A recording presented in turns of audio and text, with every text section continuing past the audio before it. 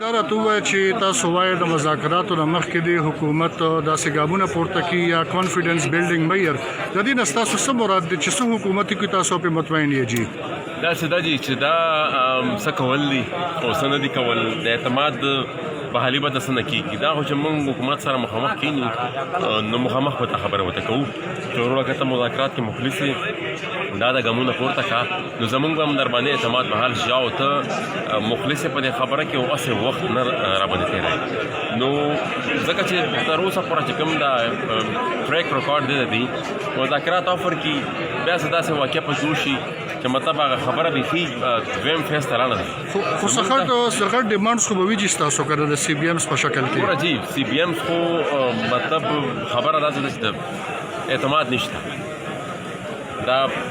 تیر شوی دغه رودات مې دقت بیان هم کو چې مطلب په پلانکي وخت کې دغه شوی وه د مذاکراتو خبره خو هغې نه بیا څه جوړ شو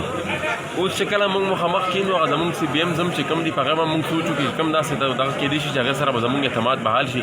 نو پهله به ورته موږ هغه وړاندې کړو خو هغه باندې چې کله دی عمل وکړي هغه پوره کړي هغې نه پس ته مخکې بیا ځو دا خو جي ستاسو د اعتماد خبره ده تېر ځل چې کله پرویز خټک د کورونو چارو وزیر تاسو ته آفر کړو اسمبلی کې نو هغې هم دا یوه خبره کړې وه چې د فوز په ضد باندې به تاسو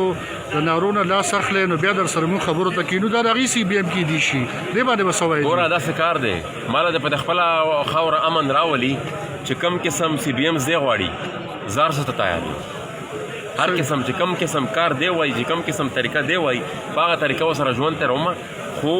چې دی زما په خاوره امن راولي صحیح ده چې ډېره مننه ډېره مهرباني